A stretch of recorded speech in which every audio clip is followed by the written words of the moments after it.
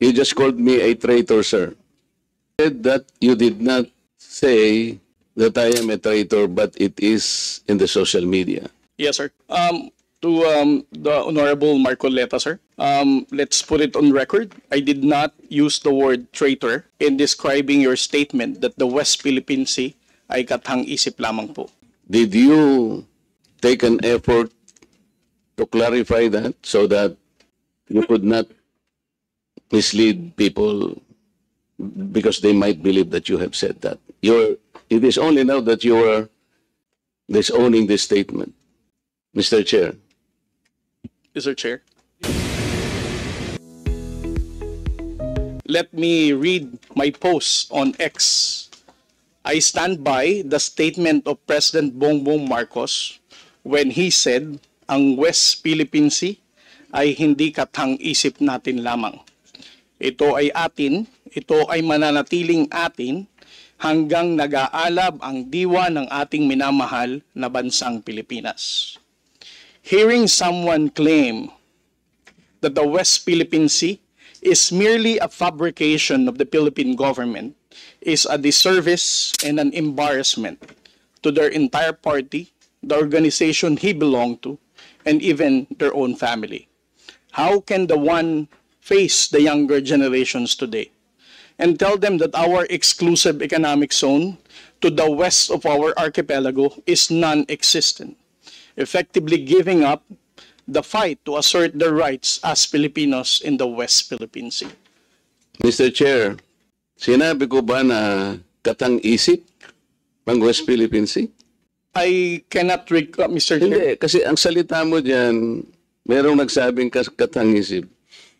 Sinabi ko ba na katang-isip ang West Philippine Sea? I said I stand by the statement of the President. I did not mention you said it, sir. Meron kang katang-isip na sinabi dyan eh. To whom are you referring that? No, sir. The kathang-isip phrase was the President's statement during his SONA.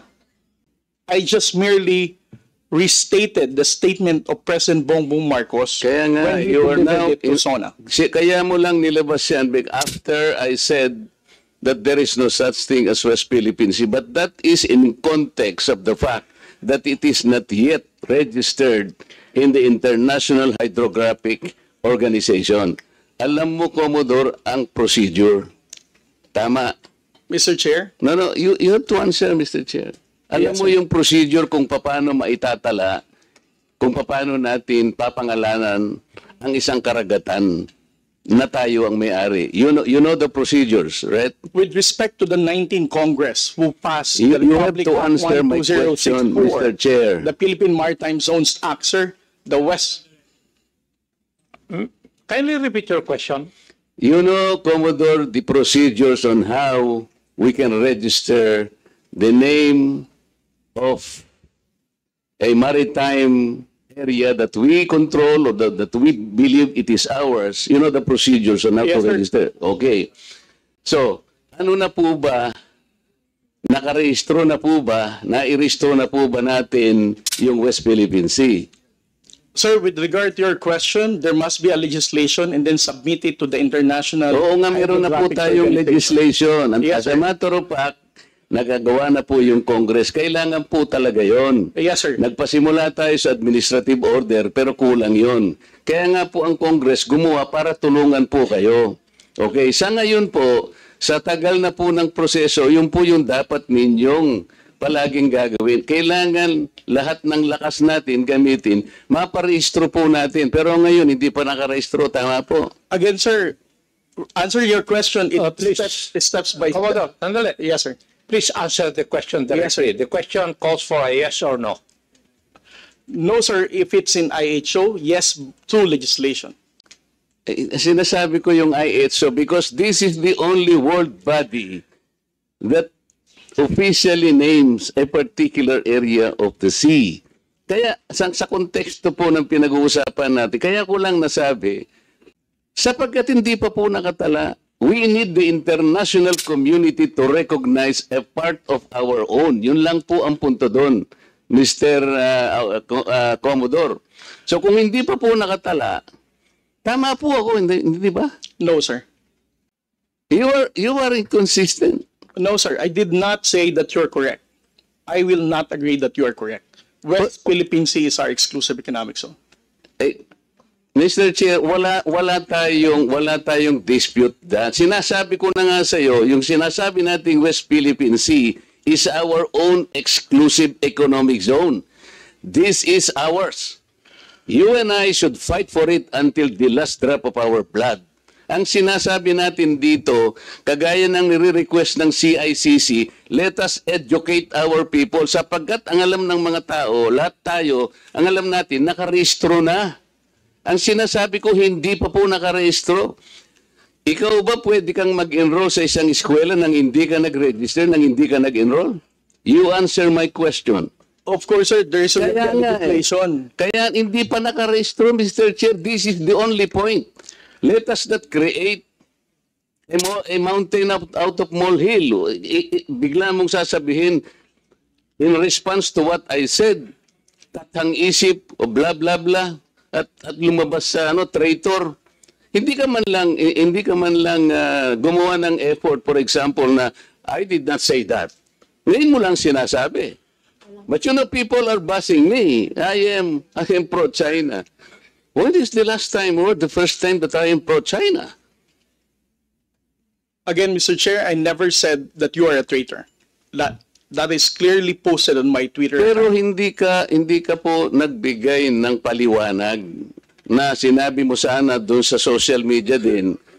Bakit nyo ina-ascribe sa akin na sinabi ko na traitor si Kong Marcoleta? I did not say that. It is only now that you are explaining na wala kang sinabi. But kumalat na sa social media, kaya nga tayo nandito. These are the excesses and the abusiveness of social media, Mr. Chair. Nangyari na. Kahit na ilang libong mag-explain ka dito, yung tao narinig na nila na ikaw ang nagsabi. Because meron ka pang litrato dun eh. Mr. Chair, No. nobody has ever asked me whether you are a traitor. This was only the first time that I was asked whether you are a traitor or not. You are not even aware na sa social media sumabog yun. Nandun yung litrato mo and the claim that I am a traitor. Ngayon ka lang nagpapaliwanag that I am not a traitor. Pero nangyari na yon. Mr. Chair, I don't think that I'm under in any obligation to respond to all those social media Mr. posts Chair, by bloggers, social he's- media influencers to tell them that Mr. they're Chair. wrong. Siya muna. Sabi niya wala siyang obligation. Finish your statement. Yes, sir. Mr. Chair, Honorable Marcoleta, sir, I think I'm no under obligation to tell all the social media influencers, to bloggers, defend your name, tell them that you are not a traitor. Again, I did not mention that you are a traitor. Those words did not come from me. Why would I go to the extent of defending you and you are running for Senate?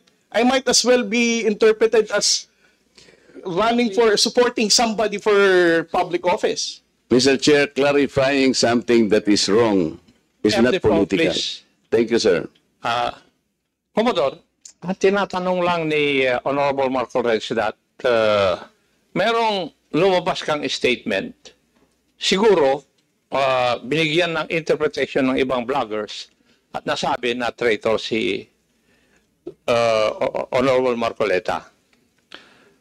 Ang tinatanong niya is, unang-una, alam mo ba ito na gano'n ang nangyari? Would you know? No, sir, because when it became a social media popular post, I was not here in the country. I was actually in the official business outside. So when did you come to know about this?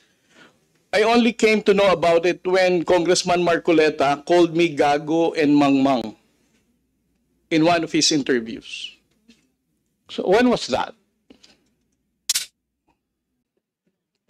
During his interview last February 10, huwag tayong magpagago at magpaka-ignorante katulad ng Commodore na yan.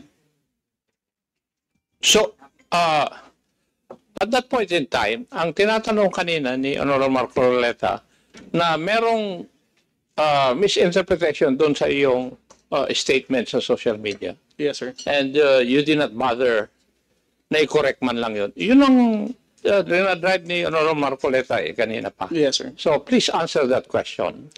You did not do anything. I did not do anything, sir. Okay. Why? Why did you not do anything?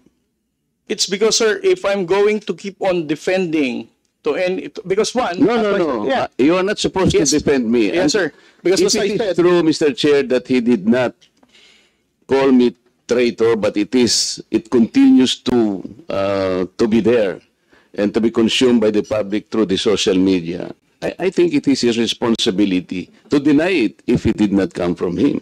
That is all I was asking. And I think this is not too big for him to do. Yun lamang eh. Yeah, but he admitted that he did not do anything. Nagustuhan mo ba ang video? Huwag kalimutang mag-like, mag-subscribe at mag-share ng video. Hanggang sa muli.